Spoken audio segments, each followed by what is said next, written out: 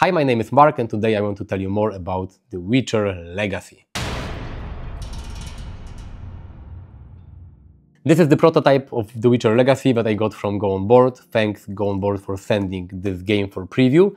This is a prototype, so all the components are not final. Please remember. If you want to see the unboxing of this prototype, you can find the video on my channel already. You can also visit Go On Board YouTube channel to see more videos with full gameplay. I know that there will be a multiplayer gameplay and there will be also a full gameplay solo. So if you are interested exactly how the game plays, you can visit Go On Board on YouTube. And in the video today, I will show you and tell you briefly how the game plays and what you do in the game. And then I will tell you my opinion on it, on this prototype, because this is just one scenario. And you know, if you don't know, The Witcher Legacy is a cooperative story-driven adventure game for 1 to 4 players based on books from Andrzej Sapkowski, our famous Polish fantasy writer. This is not the first Witcher game from Go On Board, because they made The Witcher Old World and The Witcher Path of Destiny.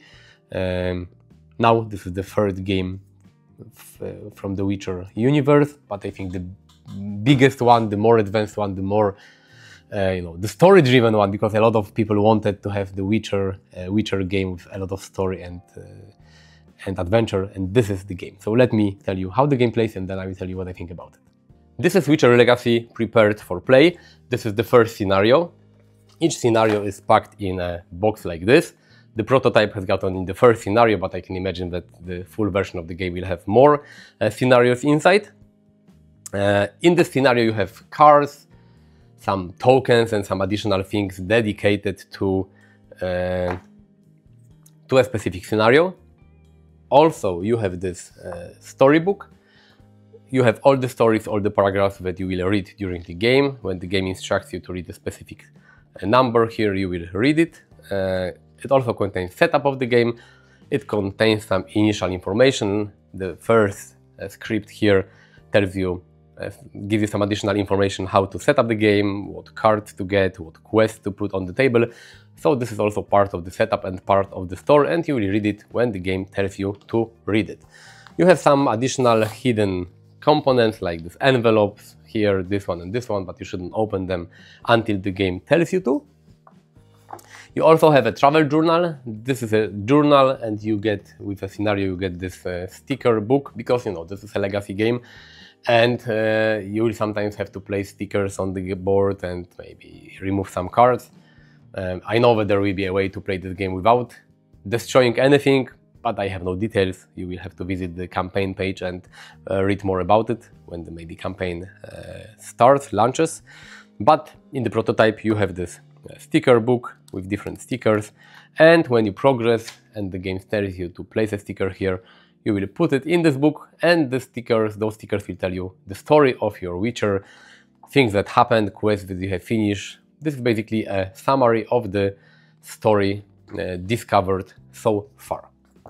We have a map. This is the map related to the first scenario. On this map you have your Witcher, and you will move around the board to perform different actions and to complete quests and to solve the mystery that is, your task in the first scenario. This map, you may not see it from this top-down view, has got stickers, because you've got stickers here that you will be able to remove to uncover different things, different hidden things. When you move with the story or when you search a location, you will be able to remove those stickers and find out what's hidden in a specific location. Some elements here are related to the first scenario, but you also have your Witcher board. This is your player board. You have different stats: support, analysis, strength, and charisma. Support tells you basically how many shields you have. Shields are important in combat when you fight monsters. This is they serve as your additional life points, because when monsters deal damage to you, you first remove your shield. Then you have analysis. It tells you how many cards you will draw at the end of each round of combat. Strength tells you how much mutagen cards you get. Those are those special cards that give you additional bonuses during the game, during combat. And there is charisma. Charisma tells you How powerful is your special ability? Each Witcher has got this special ability that you can use, and then you can trigger it in combat, for example, here, and the more charisma you have, the more powerful it is. Of course, you will be able to level up those stats. Those gray tokens here are only used in solo, because when you play solo and you, let's say you want to move up your charisma marker, you level up, you have first to move your marker, the gray marker, up, and then the next time you level up, you will move your charisma. When you play a multiplayer game, you don't use those gray tokens here. You have some starting money that you start the game with, and of course your Witcher also has got this deck of action cards that you will have to use each round to move around the board, in combat, in different skill tests. Those are the basic cards, but during the game you will be able to gain more powerful action cards. You get one at the end of each round, but you will also get one during the game when you visit specific locations, sometimes as an outcome of some story-related elements. Those are the more powerful action cards. There are mutagens that you can get during the game that will help you. There are bombs that you can acquire, that you can use in combat, also to additionally to your action cards to deal damage or to get some bonuses against monsters. There is one potion that you can use. The potion was given to you at the beginning of the game during setup. There will be more potions during the whole campaign. There is this morale card. You have high morale or low. If you have high morale, then it's easier to perform or accomplish different skill tests in the game. With low morale, it's more difficult. Also, if your morale is low, the monster in combat will attack first. And the side of the card depends on the outcome of different situations related to the story of the scenario. Here we have some cards that were placed here during setup of the first scenario. We have neckers. Those are the monsters that you will encounter in the first scenario. I try to keep this video spoiler free, but I have to show you something. But this is just the beginning of the scenario, so no major spoilers here. You have to find neckers, or you have to find out what's happening with neckers that are more and more visible, and they are, making the life of villagers miserable. They have their life points, some special ability that is triggered at the beginning of the combat, and some special attacks. We have two quests that we have to accomplish: talk to Dubica dwellers and find necker mounts in the forest. Depending on the player count, you have to accomplish a specific number of tasks. So those are your starting quests. Also, during the game, you will gain those success tokens that are awarded to you after finishing different tasks. And the more of them you have, the maybe better outcome of the scenario you will have. We have some tokens here. We have herbs that serve as a resource in the game. You have to pay herbs to perform different things. We have coins. You also have to spend coins to pay for different things. We have some quest markers that sometimes you will have to place on the map on the game board to show where are quest related locations.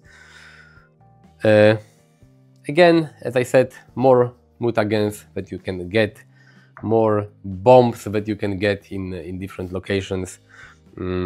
This is the monster deck with different monster cards, but I will tell about it a little later. So how the game looks like. You have the story, and this is the main element of the game. This is a story-driven, heavy story-driven game. You will have to read a lot of story, you will have to solve quests, and you will have to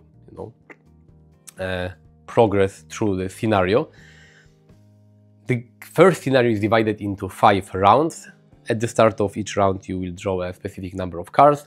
At the start of the game, you get 3 action cards.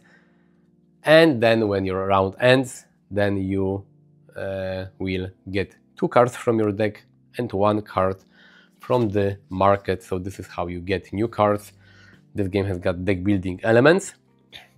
And you will use those cards to move around the board. One thing I forgot to mention is that when you play solo, you can play this game through solo with just one Witcher, but you have your helper called Verel. This is apprentice Witcher that is traveling with you.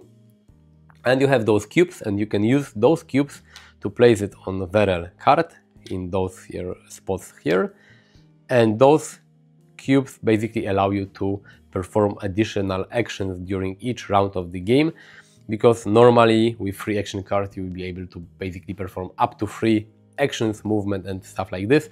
But thanks to VRL you can move further, you can perform more actions. You can also use those cubes to re-roll dice in different skill tests. But at the start of each round, no matter if you play solo or not, you have to spend one of your action cards to move. Those action cards, they have those power symbols on the left bottom corner. The more symbols you have on a card that you spend, the further you can move. For 1 symbol you can move up to 1 space, for 2 symbols up to 2 space, and so on and so on. Even if you have VRL, if you play solo, the first action that you perform each round of the game needs to be performed by discarding your card. So let's say I discard this card, I will move to a new location, and then I can perform actions in this specific location. I will show you a different map because I don't want to raise this map from the table. This is a map that I used in my previous playthrough. There are some things already uncovered, and I want to explain to you how it works. When you go to a location, for example, if I go here, I can perform first the main action of a location. There are different actions that allow you to discard cards to get new cards, maybe get new bombs, upgrade your stats here and here. Sometimes you have to pay money, sometimes herbs, sometimes you get herbs. Each location has got different abilities, different options. You can, sell herbs, you can upgrade something. But basically, when you move to a location, you can perform the main action of a location, and then you can do one additional thing. And those additional things depend on the options unlocked on the location. Sometimes you have those markers, and those are quest markers. And after performing the optional main action from a location, you can perform a quest action.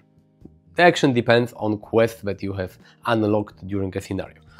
If you don't want to do the quest action, then you can do search. If there is still a sticker, like this one here, on a location, you can remove the stickers like this, and you will perform the action shown here. Here you will raise your shield. This is another thing that you can do. If you don't want to do the quest, if you don't want to search, and you have unlocked this here, this book sticker, this is also a sticker, I don't know if you see it, but this is a sticker that you can remove from the board. This will sometimes be unlocked from the scenario itself. When you read a script in the scenario book, in the storybook, it will tell you to remove a book sticker from a location like this, for example, here. And when you go here, instead of this action or this action, you can perform the book action, and this sometimes means just reading what's hidden below another sticker, or sometimes you have to perform a skill test. To perform a skill test, you have to roll your 5 dice, you have this morale card, and you try to match symbols, poker-like combinations shown on this card. With high morale it's easier to do, with low morale it's more difficult, but you will roll the dice. The higher the ability that you test, support, analysis, strength and charisma, the more rerolls you have, because the number of rerolls you can use depends on your stat. You can also discard action cards from your hand matching the color of the skill test. And for each symbol, power symbol on the card, you can gain additional rerolls. And you want to try to match those symbols here. You can have a remarkable success, success, or a failure. And this is basically it. You will discard a card, you will move to a different location, you can perform the main location action, and then one of the 3 actions additional that are available on a location. Then you can spend another card when you're out of cards, and when you play solo you're out of VRL cubes. The round ends, you will gain 2 cards from your deck and 1 card from the market area on the table. Your main goal is to solve the main quest, to solve the scenario. If you play a multiplayer game, there are no turns from what I know. You just, each player has got her own player board with action cards, and players can decide whose turn it currently is. So one player can play like 2 cards, move somewhere, do something, then another player can play. So it's up to players how to perform, in which order perform the actions in each round. Sometimes during a scenario you will encounter monsters. Monsters look like this. If you played Witcher Old World, it's quite similar. They have some additional power that is triggered at the start of the combat. They have additional attacks. They have life points. The life points of Necker, for example, is 8 plus the number of round. For the first round is 1, so we have 9 life points. You have to take 9 cards, 4, 5, 6, 7, 8, 9, and this is the, you can say, life point deck of the monster, but also action deck. When it's monster turn, you reveal the top card. You have two options. You have this, you can say, token, you will flip it, and depending on the result, you trigger either the top or the bottom action. Here, for example, you will get 3 damage. Here you will trigger the special ability of a monster. After performing the action, the card is discarded. And those cards serve as actions for the monster, but also as life points, because when you deal damage to the monster, you remove cards from this deck. When this monster deck is out of cards, the monster is dead and you have defeated it. And it's quite similar on your side. You have your action cards, you will draw those cards. When you start combat, you start the combat with the cards that you had in your hand. At the start of each combat round, you get new cards from this deck, and you will place those cards to perform actions. They have different symbols. Sometimes you can combine cards because they have those colored side here. You can combine 2 cards to perform a combo. You will place those cards, you will try to deal damage. They have some additional symbols with some bonuses. If the monster deals damage to you, you will remove cards from your action deck as well. So this is also your attacks, but also your life points. If your action deck is depleted, is empty, you have lost. If the monster deck is empty, the monster is dead. If both your decks are empty at the same time, this is like a, you can say, a draw. And depend on the result, you will read a specific script in the story book. And this is basically how you play the game. You move around, you perform actions, you try to solve the quest, you will fight with monsters, you will get mutagens, you will get potions, you will complete quests, you will get new cards from the market, and you will try to complete the scenario. And in the full game, you will try to complete the campaign. When the scenario ends, you will have options to level up. I will not tell you how it works exactly. There is a card where you will mark some, your progress here. There are some additional maybe stickers that you will maybe place on different elements. I don't want to spoil the fun for you. But this is basically how you play the game. Please remember that this is a prototype, so all the components here may change in the final edition of the game, but it still looks very good. So let me tell you what I think about this game. I think you have an idea how the game plays. If there were some spoilers, sorry, but I don't think I have shown you too many hidden elements and components. I will not try to be smart. I only played this prototype. This is only one scenario. I'm not sure how the full campaign will look like. I don't know what the other scenarios will be. I cannot tell you if the whole story will be interesting. I can only judge my opinion on this prototype. But I have to say that I had a lot of fun playing this game. I really like The Witcher Old World, the first Witcher game from Go On Board. I know there are some, cons of the first of this Old World game, because when you played with more players, it was quite long, and I know that a lot of people expected an adventure game, and the first Witcher, the Old World, was kind of a race to get most trophies first before other players did. But I like the mechanics, I like the world, I like the small stories on the cards, on the encounter cards that were in the Old World. And here in The Witcher Legacy, I get all the elements that I liked in the Old World, with a lot of story and adventure and,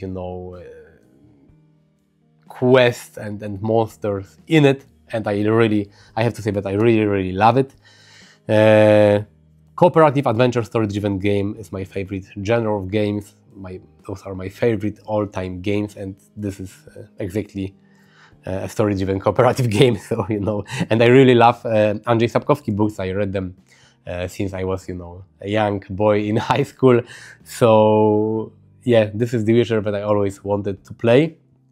I like the mechanics, I like the combat in this game, the deck building element that you start with a basic deck and then you get new cards and you can, add those cards to your deck and you have more options. You have, like mutagens, you have bombs, you have potions, different monsters, different quests. I like The Witcher, the advancement system, that you have different stats and then give you different bonuses. You have the test, the skill test that you have performed in this game. Each Witcher has got a unique ability and each Witcher has got a separate deck of cards. Solo is done really well here because you play with just one Witcher basically, and you have this companion card, and it takes no additional maintenance to use this companion because you have just 3 cubes that you can spend to get additional rerolls or additional actions. But it's cool that they also like added the solo mode in the story, because when you play solo with just one Witcher, sometimes you will read different elements in the storybook related to, you know, Verel, to your companion. So this is pretty cool. It's not just a card, but you know, your companion is also somewhere in the story as well. All adventure games should do it. They should give you the ability to play with one main advanced hero and some companions instead of being forced to play with 2, 3, 4 full-blown, you know, heroes, because it gets really complicated in, you know, those more advanced adventure games. The legacy elements, I know not everyone likes them. For me, they are really cool because you have those stickers, you will remove them, you will uncover different things, so you have a lot of mystery on the cards, on the, you know, board. I know that Go On Board listens to players' opinions, and they are working on a solution to play this game without destroying anything. How this will work, I have no idea really. You will have to visit GameFound campaign to read more about it when the campaign launches. I think there is no exact date yet when I'm recording this video. So please visit the GameFound campaign to read more about it. But I know that there will be a solution. If you don't want to destroy anything, there will be a way to play this game. The scenarios are quite long, 3 hours long. The first scenario is 3 hours long. Maybe the other scenarios will be even longer, I don't know, but the whole game will last for 30 plus hours for sure. And I know that there will be a way. I hope this is not top secret, what I'm telling now, but I know that there will be an option to continue playing this game after you finish the main campaign, because then you will play with your, you know, Witcher, the one that you finish the campaign with, and you will be able to fight different monsters, different bosses, and, you know, do what Witchers do. So this is pretty cool, and this is the best like ending to every legacy game, when you can continue playing this game maybe with some different rules, but you don't have to, you know, throw the game away. You can still continue playing it. I have to say it again, this is a prototype. I didn't play the full game. So if you want my opinion on the complete game, you have to wait until the game is finished, because right now I only have this prototype that I will send back to Go On Board. But so far I had a lot of fun. This is a really cool adventure game with, I would say, simple rules to learn, interesting mechanics, interesting story, interesting gameplay. The rules are introduced to you like during the game. I know that the more advanced scenarios in this campaign, they will introduce maybe some additional mechanics, but when you start the game, you can learn this game in 5-10 minutes maybe. So this is pretty cool. You don't have to, you know, waste hours on reading a 100 pages long rulebook. You can open the box and you will learn this game really quick. So a really fun, well designed, really good looking and interesting to play adventure game. But please visit the GameFound campaign to read about the game. I have no idea what are the prices of the game, what will be the prices, what they will unlock during the campaign. Visit GameFound when the campaign launches, see for yourself what they are offering. If you like what you see here and if you like what you see on the GameFound campaign, then you should definitely consider backing this game.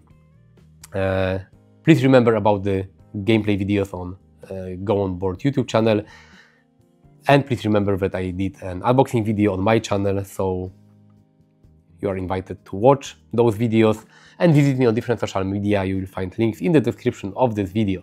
Thanks for watching, see you next time, bye.